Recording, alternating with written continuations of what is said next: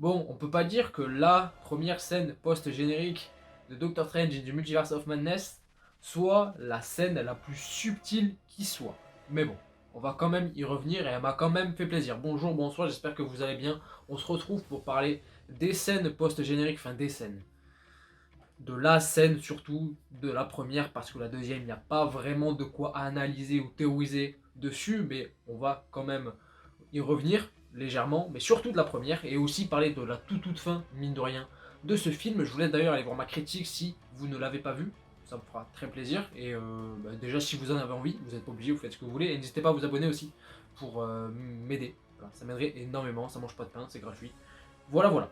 Bon, à la fin de ce film, le film nous laisse supposer que Doctor Strange, notre cher et tendre Doctor Strange, n'est pas resté sans séquelles de son utilisation du Darkhold, là où justement le sinistre Strange, à la fin du film, le mettait en garde par rapport à ce livre, sur le fait que ça pouvait le corrompre, ou du moins que son utilisation n'était pas gratuite, n'était pas sans conséquence. Mais bon, vu que voilà, Doctor Strange était un personnage très confiant, qui a très confiance en lui, un petit peu de sa personne, et que justement le temps pressé par rapport au fait que Wanda allait tuer America Chavez et qu'il devait la sauver, Strange a quand même utilisé le Darkhold pour faire un rêve multiversel, temporel, je sais pas, mais en tout cas se projeter dans le corps du Doctor Strange mort du début du film pour aller sauver America Chavez.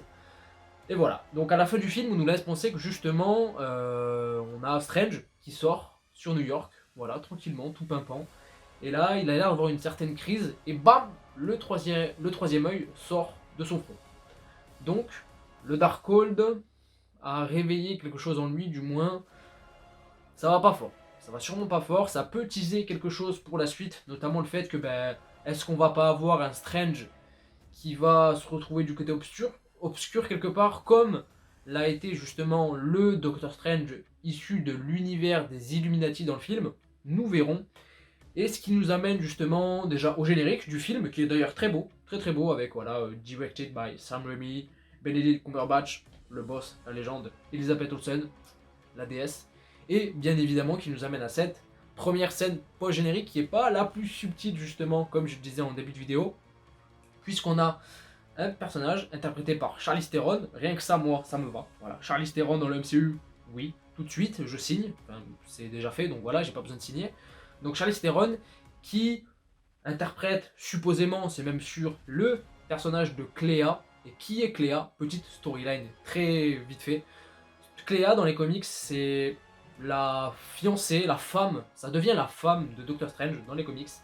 Et c'est un personnage qui est lié à Dormammu, parce qu'en fait c'est sa nièce. Dormammu, vous vous rappelez de lui, le gros méchant à la fin du premier Doctor Strange dans sa dimension noire, justement. Et donc en fait c'est sa nièce. Et là vous allez me dire, oui mais d'accord, ok, pas de problème. Donc c'est un personnage qui a un lien direct avec Dormammu. Pas de problème, mais dans ce cas-là, pourquoi on l'a pas vu dans le premier film? Bien, bien vu, très juste. On l'a pas vu peut-être dans le premier film, pourquoi? Parce que dans les comics, justement, Cléa a été emprisonnée par son oncle, par Dormammu lui-même, parce qu'il l'a jugée peu loyale envers lui. Donc, est-ce qu'on pourrait pas supposer justement que Dormammu, dans le MCU, avait emprisonné dans la dimension noire Cléa pendant je sais pas combien de temps, pendant des siècles, et que le fait que Strange, de par les événements de Doctor Strange 2, est initiée, alors j'ai plus le nom, mais quand elle vient, quand elle l'interpelle à New York, qu'il est derrière lui et qu'elle apparaît, elle lui dit vous avez causé une, j'ai plus le terme, mais ça revient de nombreuses fois justement, c'est une notion qui est introduite et qui revient de nombreuses fois dans le film. J'ai plus le terme, mais en tout cas, il a créé un truc dans le multivers et elle lui dit il faut aller le réparer. Il faut aller le réparer. À ce moment-là, elle ouvre une brèche qui ressemble, enfin du moins la brèche qu'elle ouvre ressemble très clairement à la dimension noire, justement, donc la dimension de Dormammu. D'ailleurs, c'est une dimension où Cléa est hyper puissante, je crois aussi puissante que lui, enfin que Strange.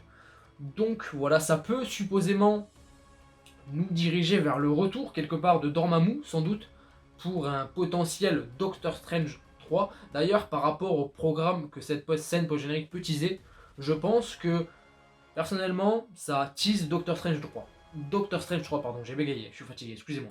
Je pense que ça tease Doctor Strange 3 parce que je vois pas quel autre projet justement pourrait développer encore cette histoire de dimension noire, de brèche ouverte, enfin, etc., etc. Ça a l'air d'être encore une fois très Doctor Strange, et mine de rien justement par rapport aux différents films qu'on a eu pour l'instant dans la phase 4, c'est vrai qu'ils ont tous eu des scènes post-génériques, et la plupart, peut-être à l'exception de Black Widow, mais bon voilà c'est Black Widow, c'est différent, mais pratiquement tous les autres, Shang-Chi, Eternals et celui-ci justement, Doctor Strange 2, ils ont tous teasé des choses dans les scènes post-génériques qui pour moi teasent la suite de leur propre film. Par exemple Shang-Chi, la première scène post-générique et la deuxième aussi, mais surtout la première pour moi, tease Shang-Chi 2 qui va arriver.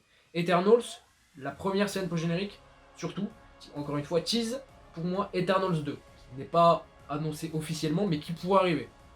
C'est pas sûr mais ça se peut. Et pour moi, Doctor Strange 2, avec cette première scène post-générique, tease aussi pour moi la suite directe de ce film, c'est-à-dire Doctor Strange 3, pour le personnage. Moi, ça me va. Moi, c'est une scène post-générique qui m'a hypé, qui m'a fait plaisir, en vrai, déjà parce que Charlize Theron, je le répète, parce que Cléa, parce que voilà, on a l'air encore une fois de partir dans cet univers voilà magique, d'art mystique, de dimension, je sais pas quoi, de Doctor Strange, et moi ça me fait kiffer, j'adore cet univers, moi ça me plaît. Concernant le personnage de Cléa justement qui a été introduit avec cette scène post-générique, ça va sans doute être un personnage qui va avoir une importance assez conséquente, je pense, pour la suite, mine de rien, du moins par rapport, alors je suis pas le plus grand des connaisseurs du personnage, mais elle en a les moyens, en vrai, il y a quand même un potentiel à faire. En termes de capacité, je crois que c'est une magicienne, une sorcière, enfin voilà, une magicienne très puissante, on va dire ça comme ça, qui est capable de voler, qui est capable de se téléporter, d'ouvrir des portails et de voyager à travers les différentes dimensions. C'est ce qu'on voit justement dans cette scène post-générique quand elle ouvre la brèche. Et elle est capable aussi de manipuler la matière, je crois, et de propulser de l'énergie. Voilà, je suis pas sûr. Mais en vrai, s'il y a des plus gros connaisseurs que moi du personnage et de l'univers en question, n'hésitez pas à me le dire en commentaire. Franchement, je suis très très curieux. De toute manière, je vais me renseigner, il n'y a pas de problème. Mais moi, j'avoue que vu que c'est quelque chose qui me hype énormément, ça va sans doute pas être le cas pour tout le monde, mine de rien, parce que c'est quand même un personnage. Enfin, je vous ai fait sa storyline vite fait, là, tranquillement. Mais c'est pas non plus le personnage le plus connu de l'univers Marvel, mine de rien. De toute manière, l'univers de Doctor Strange, à proprement parler, c'est pas non plus l'univers le plus connu. Voilà, c'est quand même assez secondaire, voire tertiaire à certains moments dans l'univers Marvel, mais bon, ça va être mis en avant grâce au MCU, donc ça c'est très très cool. Voilà, je pense que j'ai pas d'autre chose à dire concernant cette scène post-générique. Moi, elle me plaît, je sais pas vous, dites-moi dans les commentaires. Et puis la deuxième, on n'en parle pas, c'est juste la suite de la scène où on avait Bruce Campbell, justement l'acteur fétiche de Sam Raimi, qui fait un caméo du coup dans ce film. Et d'ailleurs, ça avait été dit que justement Bruce Campbell avait bien fait un caméo pour le film, mais qu'il avait été coupé au montage. Et finalement, il est là, donc c'est très cool, mais de rien, ça fait plaisir. Et bah, du coup, c'est la suite à la séquence où on a Bruce Campbell qui veut s'en prendre et qui veut jeter de la moutarde sur Strange. Strange lui jette un sort qui fait que Bruce Campbell se tape dessus. Strange dit que ça va durer 3 semaines à America Chavez, et du coup, la scène, on voit Bruce Campbell se mettre 2-3 patates. Ça s'arrête, il dit oh, ça y est, c'est fini, basta, fin du film. Voilà. Pas d'autres trucs à analyser ou théoriser. Si vous en avez, dites-les moi. Mais en tout cas, voilà, vidéo pour parler de la fin de Doctor Strange et des scènes post-génériques, notamment de la première principalement. J'espère que ça vous a plu. Vidéo assez courte, je pense, comparée à la critique qui est quand même un petit peu longue, qui fait plus de 20 minutes. Et puis voilà, ça y est, j'ai enfin fini toutes les vidéos d'aujourd'hui, enfin, concernant Doctor Strange. Ça fait plaisir. N'hésitez pas à vous abonner, encore une fois, si cela n'est pas déjà fait. Et puis moi, je vous dis à la prochaine, surtout à demain. Bisous. C'était Sine.